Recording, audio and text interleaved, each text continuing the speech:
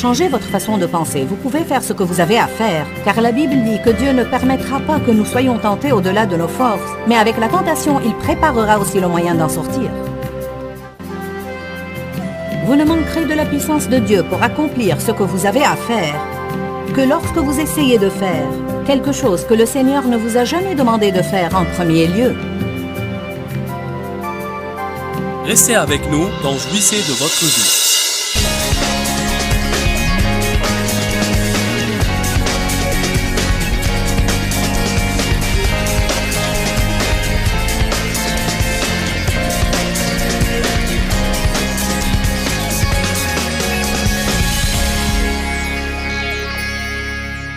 Je ne sais même pas comment vous dire à quel point je crois que notre vie peut changer si nous prenons tout simplement une décision.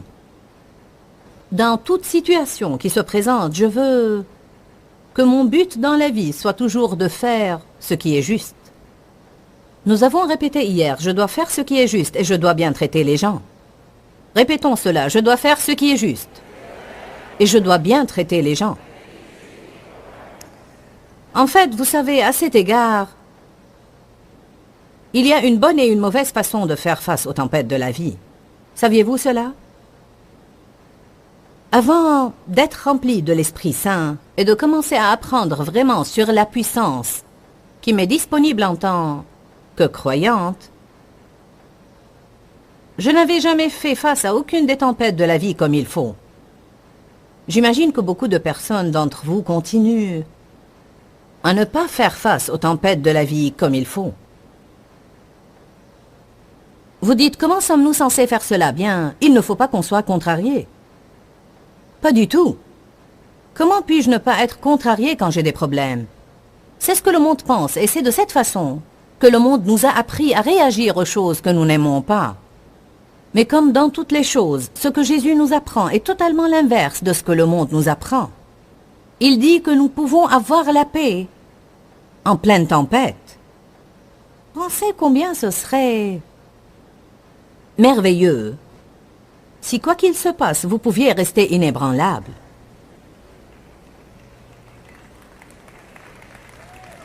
Vous vous retrouvez dans un bouchon inattendu, sans être contrarié. Vous avez à faire la queue à l'épicerie, quand la personne qui est devant vous n'a pas de prix sur ses produits, et la vendeuse n'a plus de bande dans la caisse enregistreuse, et elle est nouvelle et ne sait pas ce qu'elle fait en tout cas. Et ça fait une demi-heure qu'elle essaye de faire entrer la bande dans la caisse enregistreuse.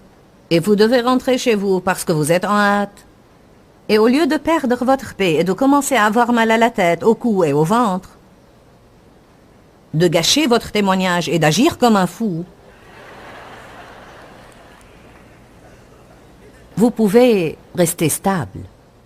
Ce n'est pas impressionnant? Nous pouvons apprendre à faire cela, car nous avons la force de le faire. Dites force. Je veux que vous arrêtiez de penser aujourd'hui que vous ne pouvez pas faire les choses. Le monde nous a appris à penser, je ne peux pas supporter ça. Je ne peux pas affronter ça. Je ne peux pas faire ça. C'est trop pour moi. Je veux que vous sachiez bien ce matin que rien de ce qui se met en travers de votre chemin n'est trop pour vous. Peu m'importe ce que c'est, Dieu peut y faire face. Vous ne pouvez pas le faire, mais lui, il peut et il vit en vous. Luc 10, 19 dit, « Voici, je vous ai donné le pouvoir. » Non pas la faiblesse, la peur, la timidité et la lâcheté. Non l'incapacité, mais la capacité. Je puis tout par Jésus-Christ qui me fortifie. Paul parlait de comment il faisait face aux tribulations. Il parlait de la façon de traiter la prospérité et les tribulations. À vrai dire, certains ne traitent pas bien la prospérité non plus, car dès qu'ils ont un peu d'argent, ils vivent selon la chair.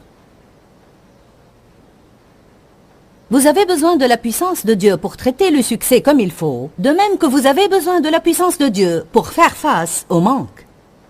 Vous m'avez entendu? Parce que l'argent peut changer les gens. Le succès peut changer les gens. Même un grand ministère peut changer les gens.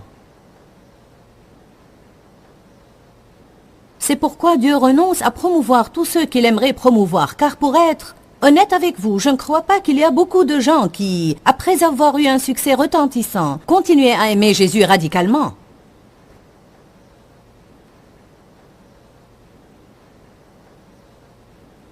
Paul a dit que je sois dans l'humiliation ou l'abondance. Je suis satisfait. Nous traversons des épreuves dans la vie où nous passons parfois par une période d'abondance et tout va super bien, et puis tout à coup nous sentons comme si le monde était bouleversé. Il faut que vous compreniez que de temps à autre, Dieu va nous réajuster un peu et nous éprouver. 1 Pierre dit, ne soyez pas surpris de la fournaise qui sévit au milieu de vous pour vous éprouver. Pourquoi, à votre avis, chaque année à l'école, vous faites des examens finaux avant de pouvoir passer à la classe suivante? Vous n'obtenez pas un diplôme car vous avez assisté aux cours tous les jours. Vous n'obtenez pas un diplôme car vous avez suivi dans vos livres pendant que le prof enseignait. Vous n'obtenez un diplôme que quand vous faites les examens finaux et vous montrez par vous-même que vous pouvez répondre aux questions et trouver les réponses. Il ne suffit pas que quelqu'un d'autre le fasse toujours pour nous. Il ne suffit pas que quelqu'un prie pour que nous surmontions nos problèmes. Il ne suffit pas que je me tienne dans les queues de prière. Il faut que je devienne un tueur de géants. Cela veut dire que quand vous êtes à la maison tout seul, où il n'y a pas de belle musique, ni de belle lumière, et vous sentez comme si l'enfer était contre vous, vous pouvez toujours louer Dieu. Quand vous êtes seul à la maison et personne ne vous prêche sur les offrandes, alors que votre réfrigérateur est en panne et votre machine à laver est en panne, vous pouvez surmonter cela et dire « Je m'en fous, Satan. Je vais faire exactement ce que Dieu me demande de faire et je ne vais pas le faire seulement quand c'est facile. Je vais le faire spécialement quand c'est dur. » Pourquoi croit-on qu'on ne peut faire ce qui est juste que quand c'est facile? Changez votre façon de penser. Vous pouvez faire ce que vous avez à faire, car la Bible dit que Dieu ne permettra pas que nous soyons tentés au-delà de nos forces, mais avec la tentation, il préparera aussi le moyen d'en sortir. Vous ne manquerez de la puissance de Dieu pour accomplir ce que vous avez à faire que lorsque vous essayez de faire quelque chose que le Seigneur ne vous a jamais demandé de faire en premier lieu.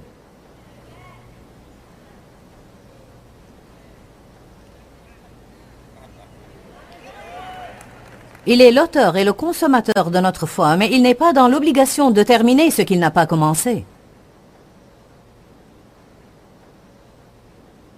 C'est pourquoi il est important, quand vous déployez vos efforts, de vous assurer que vous avez entendu de Dieu et de ne pas vous mettre à l'œuvre dans quelque chose que vous commencez, et puis vous mettre en colère contre Dieu s'il ne vous donne pas la force d'accomplir ce que vous essayez de faire. Et je vous dis, il ne me faut pas longtemps pour réaliser si je marche selon la chair plutôt que l'esprit, car j'ai suffisamment d'expérience avec Dieu pour savoir que s'il est présent dans ce que je fais, il me donnera tout ce qu'il faut pour l'accomplir. Il me donnera la sagesse, il trouvera des personnes pour m'aider, il me fournira les finances, il me donnera le désir et il me donnera l'énergie nécessaire dont j'ai besoin. Allez maintenant. Mais si je fais quelque chose car quelqu'un veut que je le fasse, je manquerai de finances, je me débattrai et je combattrai les diables tout le temps. Et si je fais quelque chose parce que je veux le faire, je manquerai de finances, de force et je manquerai même de vrais désirs. Vous vous sentirez épuisé et à bout de force tout le temps, et vous ne ferez que réprimer les diables. Non merci, j'ai assez fait cela. Je veux jouir de ce que je fais, sinon je ne vais pas le faire. Et je ne pourrai en jouir que si Christ le faisait à travers moi. Christ en moi, l'espérance de la gloire. Amen. Sans moi, vous ne pouvez rien faire. Dites, je peux faire ce qu'il faut que je fasse. Déclarez cela maintenant de tout votre cœur.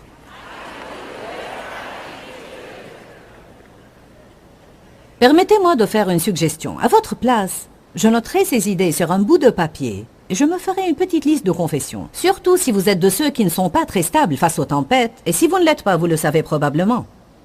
Je ne parle pas des tempêtes naturelles pendant lesquelles vous vous hâtez de couvrir votre tête, mais je parle de...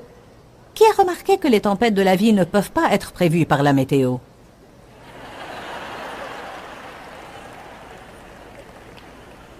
Il y a de grandes tempêtes et de petites tempêtes. Il y a de courtes tempêtes et de longues tempêtes. Mais laissez-moi vous dire quelque chose clairement. Tout le monde aura des tempêtes. Mais le soleil brille toujours de l'autre côté des nuages. Le soleil brillera toujours de nouveau. Une des choses que vous avez besoin de dire en pleine tempête, et cette tempête va disparaître. Elle va disparaître, et je vais la surmonter. Quand le diable vous dit « vous n'allez pas le faire », vous devez ouvrir votre bouche et dire « je vais la surmonter ». Quand le diable vous dit « vous ne pouvez pas faire ça », ouvrez votre bouche et dites « je peux le faire, je peux faire tout ce qu'il faut que je fasse, car Dieu ne me délaissera et ne m'abandonnera point ». Il faut que vous répondiez au diable. M'avez-vous entendu? Ne restez pas passif lui permettant de vous bourrer la tête de mensonges et d'inepties, de vous embrouiller et même de vous rendre fou alors que vous vous mettez d'accord avec lui. Une pensée vous vient, je ne peux pas le faire, et vous dites, je ne peux pas le faire. Une autre pensée vous vient, c'est trop pour moi, c'est trop pour moi. Une autre pensée vous vient, je ne peux plus supporter ça, je ne peux plus supporter ça. Puis une autre pensée, je ne peux pas endurer ça, vous dites, je ne peux plus endurer ça. Nous devons déclarer par notre propre bouche, non ce qui vient d'ici à notre bouche, mais ce qui vient d'ici à notre bouche. Amen. Faisons comme les enfants. Faites cela et dites, je ne vais pas faire ça. Je vais faire ça.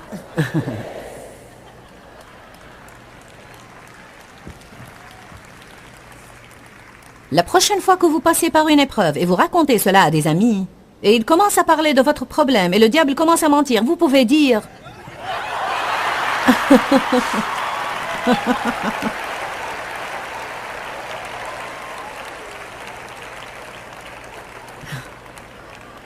Ça attire l'attention, n'est-ce pas? Qui a jamais senti sa pensée se débattre contre son esprit? Tout le temps, non? Une partie du cheminement dans l'esprit veut dire que je vais me mettre d'accord avec mon esprit au lieu d'être d'accord avec mes pensées parce que la Bible dit que le désir de la chair, c'est la mort. La Bible amplifiée dit que le désir de la chair, c'est le raisonnement sans le Saint-Esprit. En d'autres termes, c'est ce qui provient des pensées. Comme ce que nous avons lu hier à propos de Salomon. Il a dit, j'ai consulté mes propres pensées. Dites tous, grande erreur.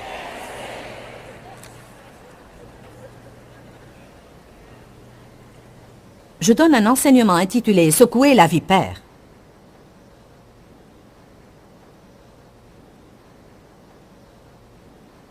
Lorsque Paul était à l'île de Malte, il était installé avec des barbares près du feu, et une vipère en sortit par l'effet de la chaleur et s'attacha à sa main. C'était en fait une vipère venimeuse et mortelle. Les gens ont cru qu'il était assurément un homme meurtrier, et que cela était un signe de sa cruauté. Alors ils s'attendaient à le voir tomber mort. Mais la Bible dit que Paul a tout simplement, et elle utilise ce terme-là, Paul a tout simplement secoué l'animal. J'ai donné un grand enseignement à partir de cela. C'est que quand quelqu'un me repousse, je dois secouer cela. Quand j'entends quelqu'un parler de moi, je dois secouer cela. Quand je me retrouve dans un bouchon dans lequel je ne veux pas être et je commence à m'énerver, vous savez, vous pouvez sentir la frustration monter. Tout commence à devenir un peu plus tendu, petit à petit.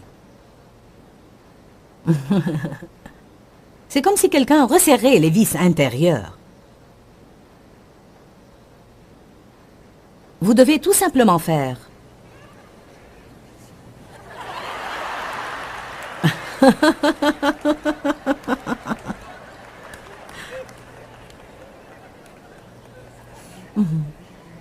Jésus a dit aux disciples, quand vous entrez dans une ville et ils ne vous reçoivent pas, il y a plein de villes. Vous ne les traverserez pas toutes avant mon avènement.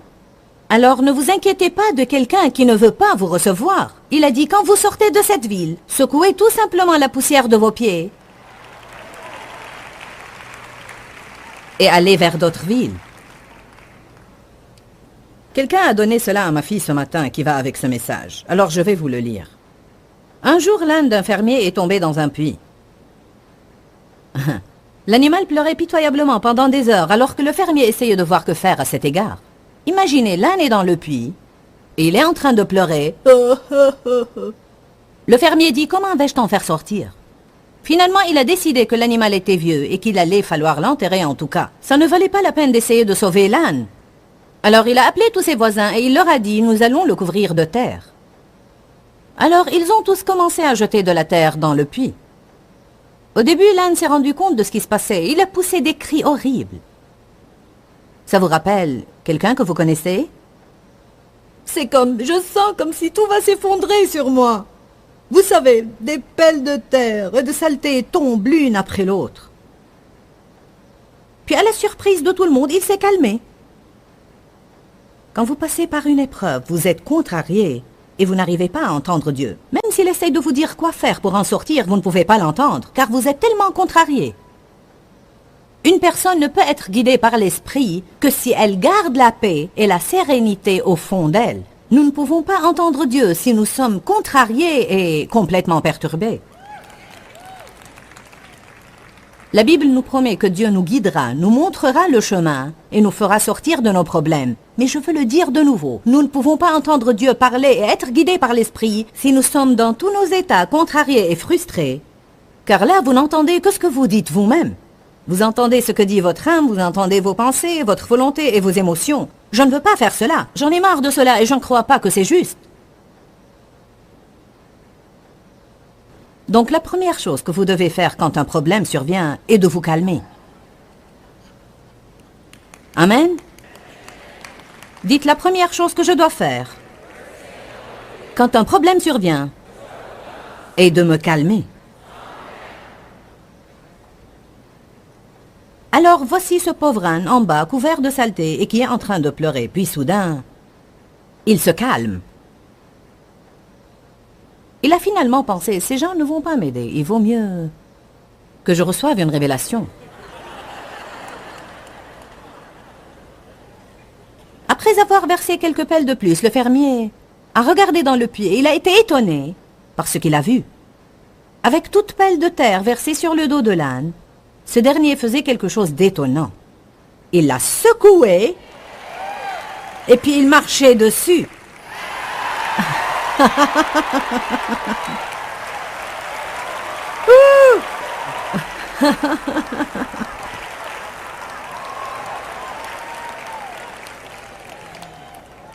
Alors que les voisins du fermier continuaient à verser de la terre sur l'animal, ce dernier l'a secoué et marché dessus. Plus tard, le fermier et tout le monde fut très étonné de voir l'âne sortir du puits et trotter. Allez, louez le Seigneur!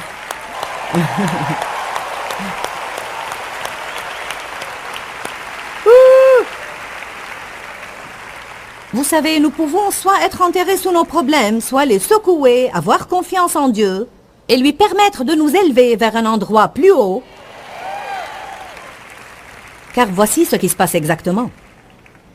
Quand vous êtes au milieu des tribulations dans lesquelles personne ne peut vous aider sauf Dieu, c'est à ce moment-là que vous pouvez connaître Dieu vraiment.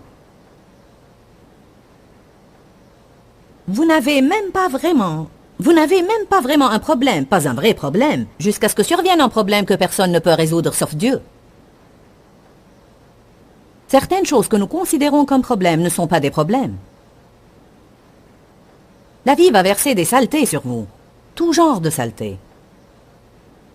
L'astuce pour sortir du puits, c'est de secouer les saletés et de marcher dessus. Alléluia. Dites tous, je ne vais pas être vaincu. Je peux faire tout ce que je dois faire.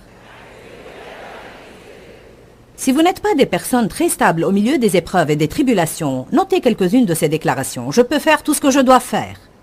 Rien n'est trop pour moi. Dieu est toujours avec moi. Et vous devez vous appliquer très sérieusement tous les jours et peut-être pendant 6 mois.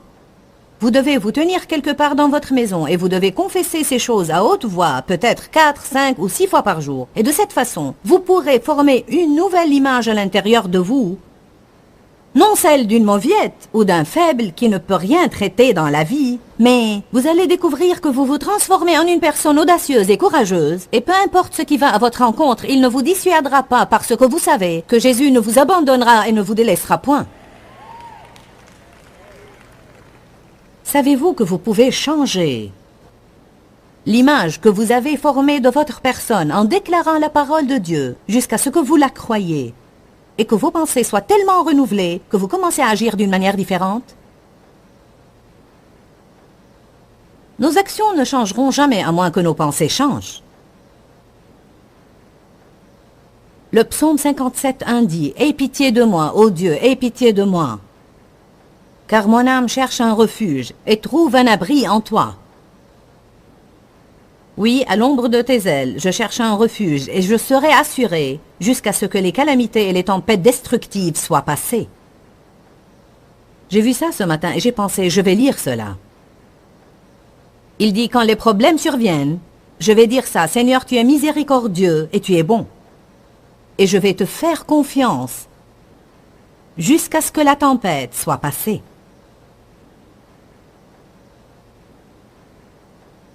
Psaume 94. Vous ne pouvez pas vous échapper aux tempêtes de la vie. Et si vous n'en avez pas une, vous allez en avoir. Ce n'est pas une confession négative.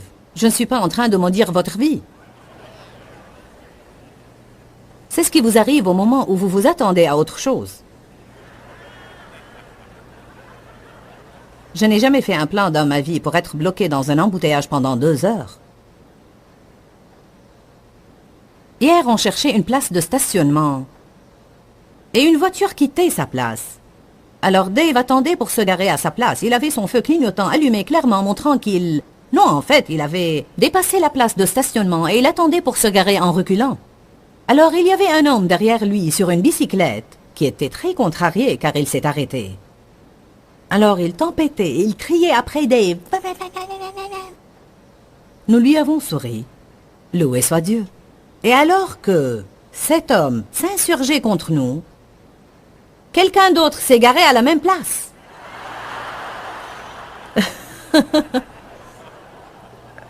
Je me rappelle que dans le passé, mon mari serait peut-être sorti de la voiture et revenu là-bas. S'il n'avait pas fait cela, il aurait au moins... Nous avons dit, que Dieu te bénisse, nous espérons que tu jouiras de cette place, nous allons trouver une autre. Je ne vais plus jamais permettre à des gens stupides de voler ma joie.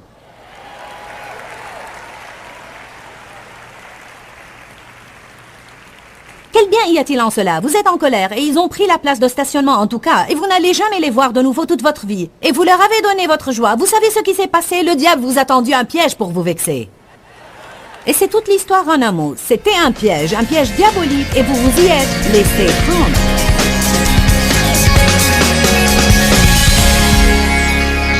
À mon avis, la vie ne mérite même pas d'être vécue si je ne vais pas jouir de la paix et de la sérénité dans ma vie. En réalité, j'ai découvert que la paix ne va pas être présente accidentellement. Je dois rechercher la paix et je dois m'agripper à ma paix. Je crois que si je fais cela, j'accomplirai alors de plus en plus la volonté de Dieu pour ma vie. Tout le monde veut savoir quelle est la volonté de Dieu pour eux. Nous voulons tous rechercher la volonté de Dieu et nous voulons nous assurer que nous accomplissons le but de Dieu dans notre vie. Mais je crois que beaucoup de gens sont la plupart des fois vexés du fait qu'ils n'arrivent pas à entendre la voix de Dieu.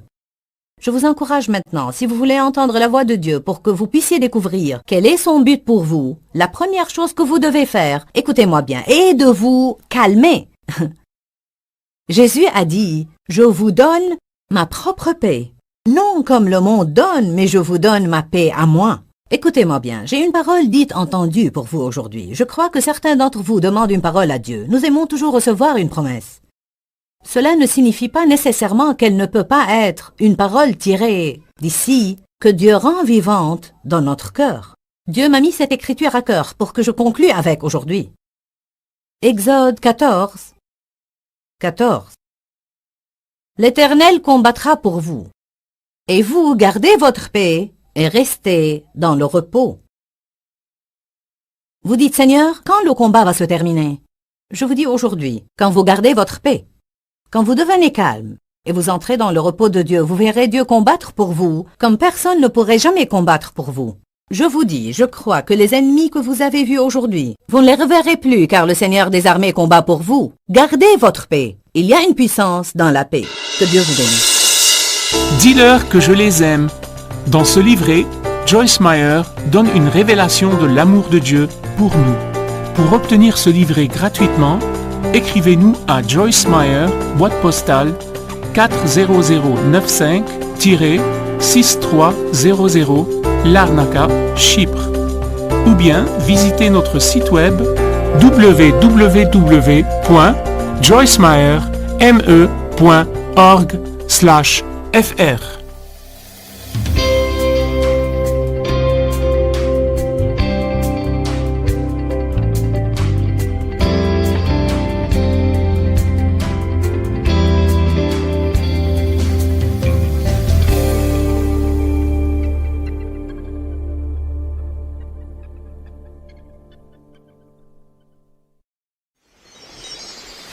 La Bible dit que nous devons poursuivre la paix, la chercher et la rechercher.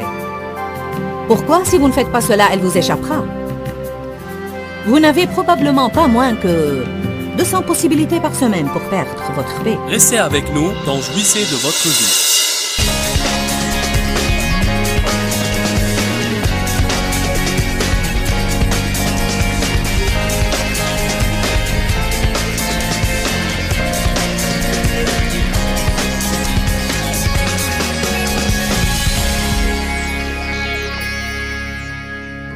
Dieu n'arrêtera pas de vous confronter. Il n'arrêtera pas de vous instruire et de vous former. Et vous allez continuer de vous retrouver de temps en temps dans de différentes situations et circonstances que vous n'aimez pas et dont la plupart surviennent à l'improviste parce qu'on ne projette pas d'avoir des problèmes. Ce sera toujours le cas jusqu'à ce que vous appreniez à rester calme durant ces moments-là, sachant que finalement, si vous êtes quelqu'un qui fait ce qui est juste, Dieu creusera la fosse pour le méchant et l'y mettra, et vous serez élevé plus haut. La parole de Dieu est magnifique. Si nous pouvons lire ces choses-là et les croire, nous pourrons faire quoi que ce soit. Nous pourrons traiter quoi que ce soit. Rien ne pourra nous vaincre. Toute arme forgée contre toi sera sans effet. Nous sommes plus que vainqueurs.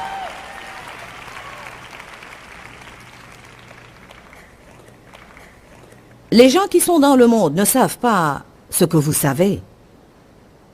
Quand un problème survient, ils n'ont qu'un seul choix, être contrariés. Il n'y a pas d'autre choix pour eux. En fait, ils ne peuvent rien faire qu'être contrariés. Mais nous avons un choix.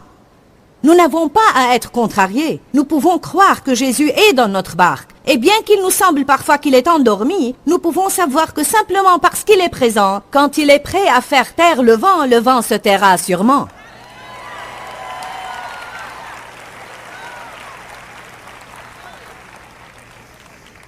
Exode 14.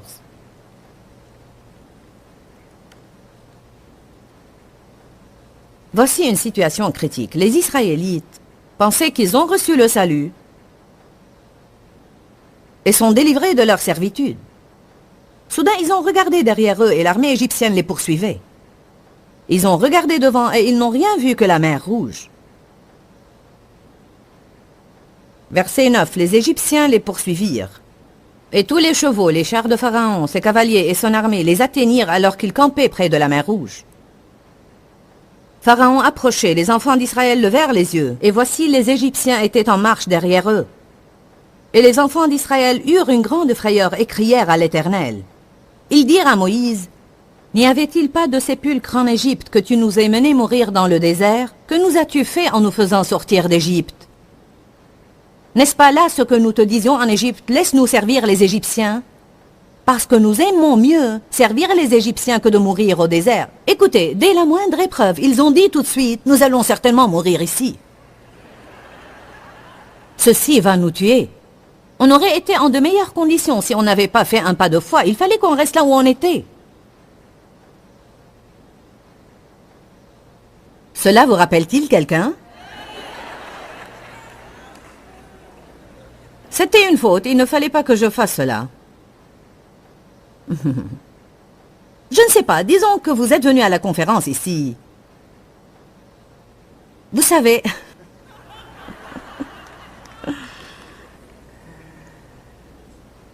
Cela ne va pas vous arriver, mais il est arrivé à quelqu'un de venir à une de mes conférences et par la suite, il n'a plus trouvé sa voiture. Ce n'est pas parce qu'il est venu à ma conférence. Vous savez, on vole des voitures partout. Alors, je ne dis pas que si vous venez à ma conférence, votre voiture sera volée. Mais j'essaye de dire quelque chose ici. Pouvez-vous imaginer cela?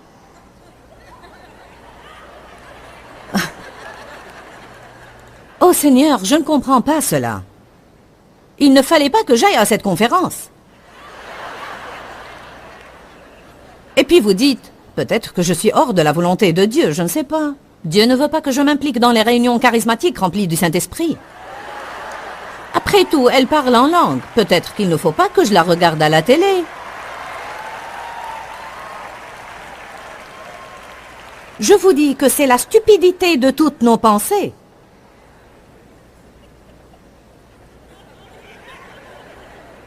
Mais une personne qui est enracinée dans le Seigneur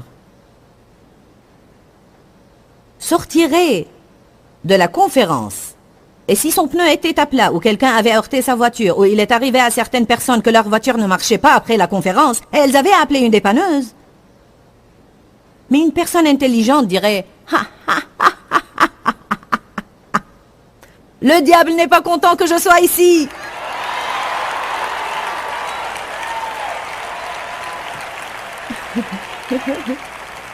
Quand allez-vous comprendre que le diable ne vous dérangera que si vous le dérangez?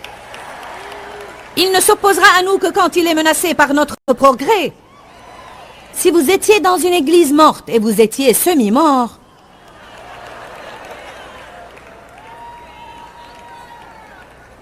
le diable vous aidera à vous habiller le dimanche matin. En fait, il vous accompagnera même.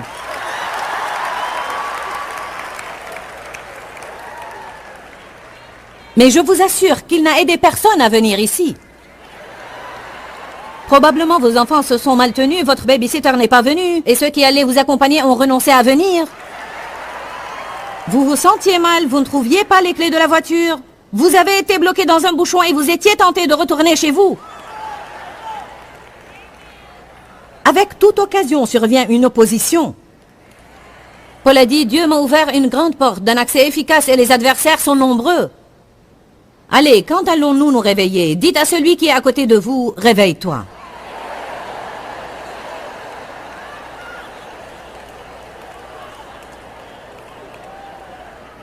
Comment devons-nous faire face à nos problèmes? Pratiquons cela.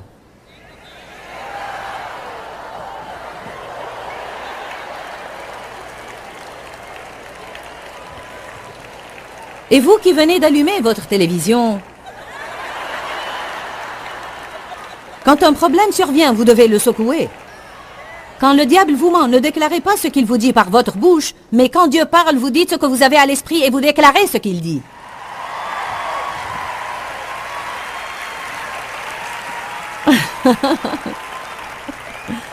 Tu apprendras ça, Cindy, d'ici la fin de la conférence. Elle dit en bas, comment fait-elle cela? Exode 14. Verset 13. Moïse répondit au peuple, ne craignez rien, restez en place, restez fermes et confiants et regardez la délivrance que l'Éternel va vous accorder en ce jour, car les Égyptiens que vous voyez aujourd'hui, vous ne les verrez plus jamais. Faites attention au verset 14, écoutez. L'Éternel combattra pour vous, et vous, vous n'aurez qu'à rester tranquille et en paix.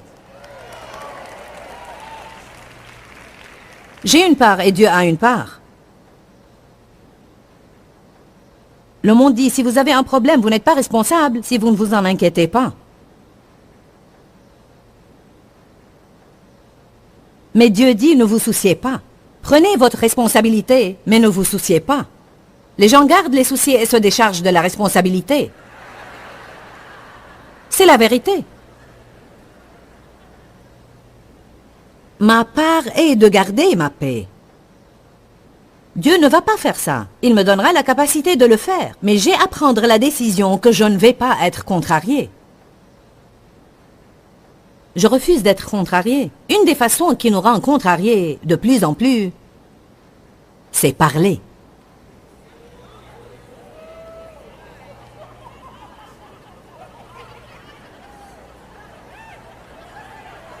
Je vous ai touché, n'est-ce pas? Avez-vous remarqué que plus vous parlez de vos problèmes, plus vous êtes contrarié? Et plus nous parlons, plus nous disons des choses stupides. Amen. Nous devons en arriver au point où quand nous disons des choses stupides, nous entendons ce que nous disons. Et nous pouvons demander à Dieu de nous pardonner. Je sais très bien cela, j'enseigne ces choses-là, et je me suis entendu dire des stupidités à mon fils au téléphone ce matin. C'est ce que je me suis entendu dire. Certains ont besoin d'entendre les choses qu'ils disent. Car ils les disent comme ça. Bien, peut-être que vous ne faites pas attention à cela, mais le diable vous entend. Ce que vous dites, c'est ce que vous obtenez. La Bible dit que nous pouvons appeler les choses qui ne sont point comme si elles étaient. Et ceci ne s'applique non seulement sur les choses positives, mais les négatives aussi. Si le diable dit une chose à vos pensées et vous la déclarez par votre bouche, vous pouvez l'obtenir.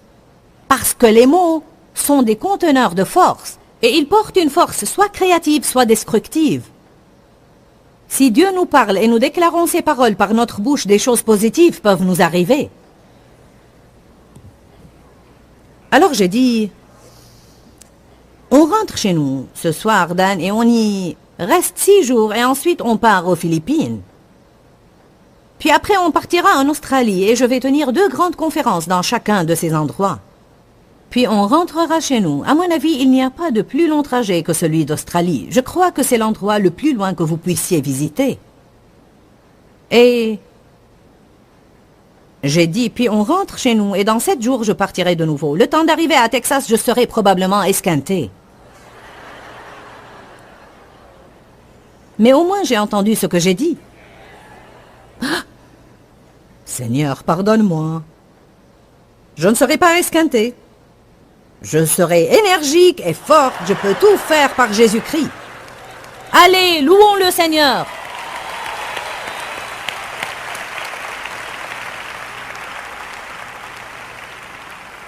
Aucun homme ne peut dompter la langue. Mais Dieu peut nous aider à apprendre à écouter ce que nous disons. Et quand nous commettons une erreur, nous pouvons reformuler et changer nos phrases. Dites, je dois garder ma paix. Psaume 34, 14. On a lu cela hier. Nous n'allons pas ouvrir nos livres, mais la Bible dit que nous devons poursuivre la paix, la chercher et la rechercher. Pourquoi, si vous ne faites pas cela, elle vous échappera? Vous n'avez probablement pas moins que 200 possibilités par semaine pour perdre votre paix. Je vais vous donner un petit devoir qui vous surprendra. Faites une de ces petites choses. Vous savez, 1, 2, 3, 4. On les appelle les marques de compte. Cherchez une petite table de compte. Gardez-la dans votre voiture ou bien dans votre poche. Un petit morceau de papier. Et chaque fois que quelque chose arrive qui risque de voler votre paix, ou la vole vraiment, ou qui est destiné à voler votre joie, notez cela. Et je vous assure, à la fin de la semaine, vous serez étonnés. Maintenant, je vois ce que le diable fait. Quand nous comprenons très bien que tout ce qu'il fait, c'est nous tendre un piège pour nous agacer, alors quand toutes ces choses arrivent, nous pourrons rire et dire « Ah ah, Satan, tu ne m'auras plus de nouveau. Si je dois attendre dans la queue, je peux le faire et je peux attendre paisiblement. Si je suis bloqué dans un bouchon, je suis en retard pour mon rendez-vous et je n'y peux rien, je dis béni soit Dieu, je vais entendre une cassette de Joyce pendant que j'attends ici. Je crois que je vais entendre des louanges de Charlie et Jill et cela m'aidera à secouer mes problèmes. Amen. Quelqu'un se retire à la dernière minute et il était censé vous accompagner quelque part et il a changé d'avis à la dernière minute.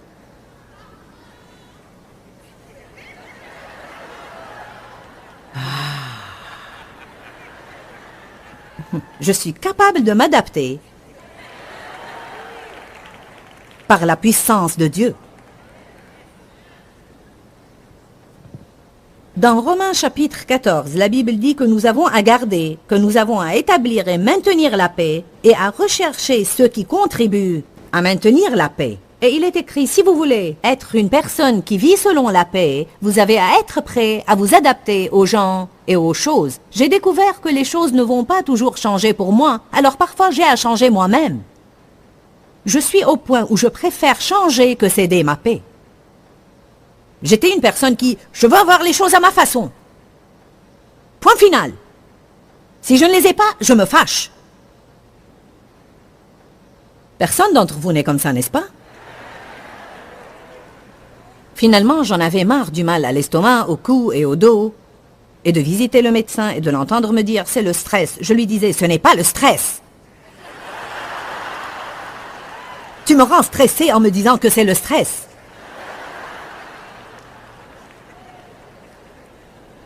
J'ai dit à un médecin, écoute, je sais qu'il y a quelque chose qui ne va pas chez moi et tu dois découvrir ce que c'est.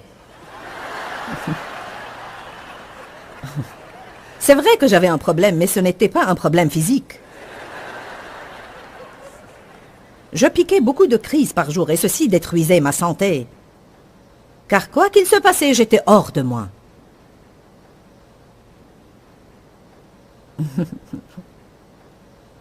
J'étais toujours sur le point d'exploser.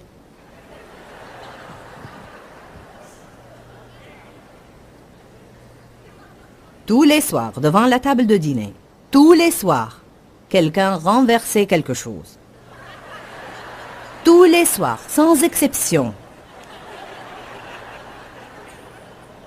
Et chaque fois, je piquais une crise. Et tout le monde commençait à pleurer. Les enfants, oh, oh, oh.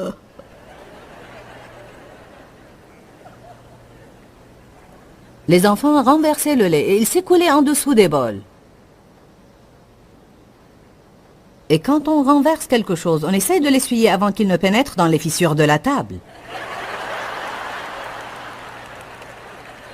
Car le lait tourné se mélange avec les autres saletés. Alors, si vous ne l'essuyez pas, vous aurez à démonter la table, à chercher un couteau et à enlever tout en grattant. Des saletés.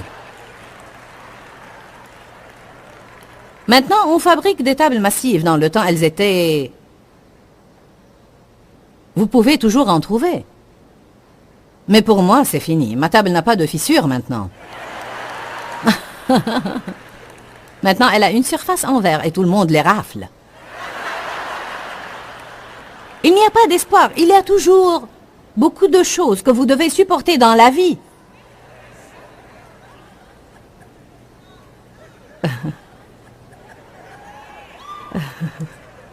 Les enfants renversaient quelque chose et je criais « Ne pouvons-nous jamais déjeuner en paix ?» Sans me rendre compte qu'on aurait pu manger en paix si j'avais tout simplement essuyé la table et gardé ma bouche close. Alors, si vous vous êtes jamais demandé « Ne pouvons-nous jamais manger en paix ?» je vous dis « Taisez-vous pour avoir la paix ».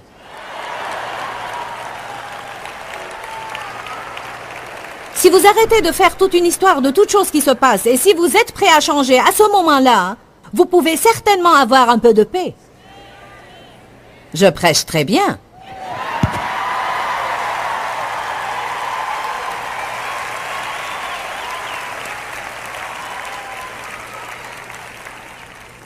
Dieu merci. Alors, une fois j'étais sous la table, parce que un des enfants avait renversé un liquide qui a coulé sur les pieds de la table et j'étais sous la table piquant une crise et quelqu'un m'a donné un coup de pied et c'était la goutte qui a fait déborder le vase. Je veux dire accidentellement, il ne l'a pas fait exprès. Et le pauvre Dave, ayant travaillé toute la journée, rentrait chez nous et me trouvait dans un accès de colère. Et je ne comprenais pas pourquoi il voulait aller au club tous les soirs pour jouer du golf. J'ignorais pourquoi il ne restait pas à la maison.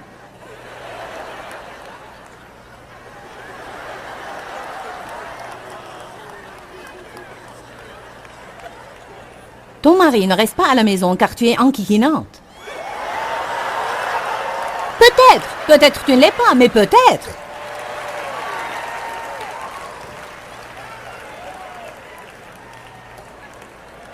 Si tu ne réussis pas à convaincre ta femme de rester à la maison, c'est peut-être parce que tu ne la cajoles pas assez. Et tu ne lui fais pas des compliments.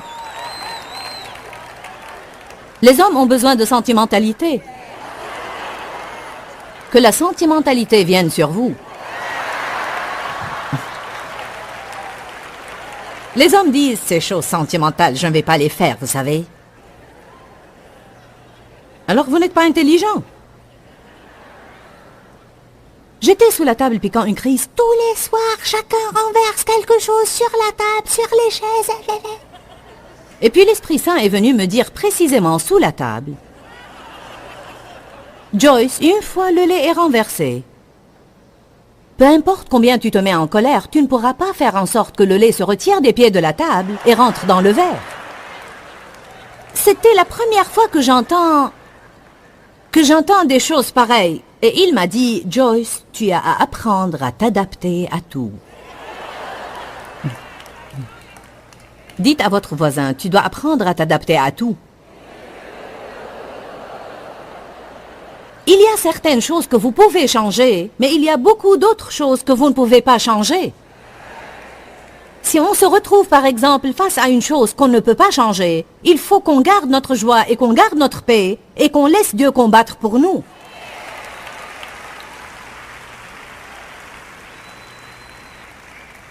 Jean 14, 27 dans la Bible amplifiée dit « Je vous laisse ma propre paix. Je vous donne ma propre paix. Je ne vous donne pas comme le monde donne, mais c'est ma propre paix que je vous donne et que je vous laisse. » La Bible amplifiée dit « Ne vous laissez plus être contrariés et agités, c'est-à-dire ne vous permettez plus d'être contrariés. » Amen. J'avais à contempler cela pendant des années, parce que j'étais convaincue que je n'y pouvais rien. Je n'y peux rien, Seigneur. Je ne veux pas agir de cette façon, mais je n'y peux rien, je n'y peux rien, je n'y peux rien.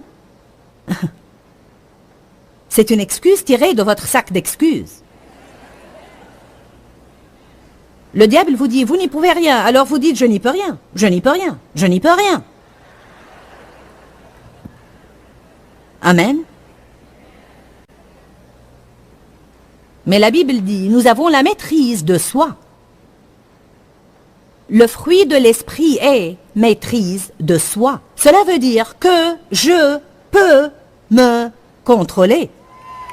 Je n'ai pas à permettre au diable de me contrôler. Je ne dois pas laisser libre cours aux émotions non contenues. Je peux toujours me contrôler. Ne dites pas tout le temps, « Oh, je n'y peux rien. Si je mange un morceau de biscuit, je dois manger une dizaine. »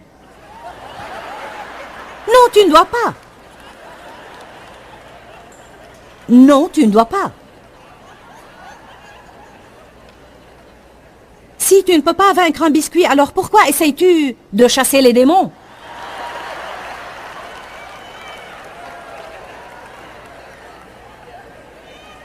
Oui, certains ne peuvent même pas vaincre un biscuit et ils essayent de chasser les démons.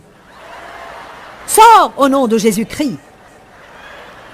Bonjour. Nous nous convainquons que nous ne pouvons pas faire ces choses-là. Nous nous convainquons nous-mêmes. Je ne peux pas arrêter de fumer.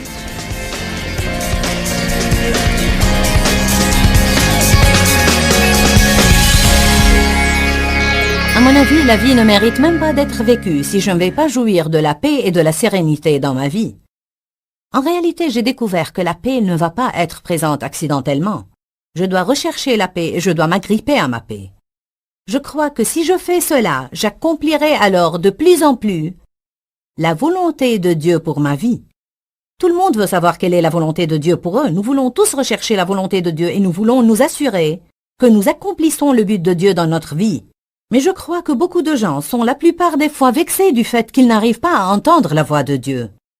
Je vous encourage maintenant, si vous voulez entendre la voix de Dieu pour que vous puissiez découvrir quel est son but pour vous, la première chose que vous devez faire, écoutez-moi bien, est de vous calmer. Jésus a dit, « Je vous donne ma propre paix. Non comme le monde donne, mais je vous donne ma paix à moi. » Écoutez-moi bien, j'ai une parole dite entendue pour vous aujourd'hui. Je crois que certains d'entre vous demandent une parole à Dieu. Nous aimons toujours recevoir une promesse. Cela ne signifie pas nécessairement qu'elle ne peut pas être une parole tirée d'ici que Dieu rend vivante dans notre cœur. Dieu m'a mis cette écriture à cœur pour que je conclue avec aujourd'hui. Exode 14, 14. L'Éternel combattra pour vous, et vous gardez votre paix et restez dans le repos. Vous dites, Seigneur, quand le combat va se terminer? Je vous dis aujourd'hui, quand vous gardez votre paix, quand vous devenez calme et vous entrez dans le repos de Dieu, vous verrez Dieu combattre pour vous comme personne ne pourrait jamais combattre pour vous. Je vous dis, je crois que les ennemis que vous avez vus aujourd'hui, vous ne les reverrez plus car le Seigneur des armées combat pour vous. Gardez votre paix. Il y a une puissance dans la paix. Que Dieu vous bénisse. Dis-leur que je les aime. Dans ce livret, Joyce Meyer donne une révélation de l'amour de Dieu pour nous. Pour obtenir ce livret gratuitement, écrivez-nous à Joyce Meyer, boîte postale 40095-6300 Larnaca, Chypre. Ou bien visitez notre site web www.joycemeyer.org/fr.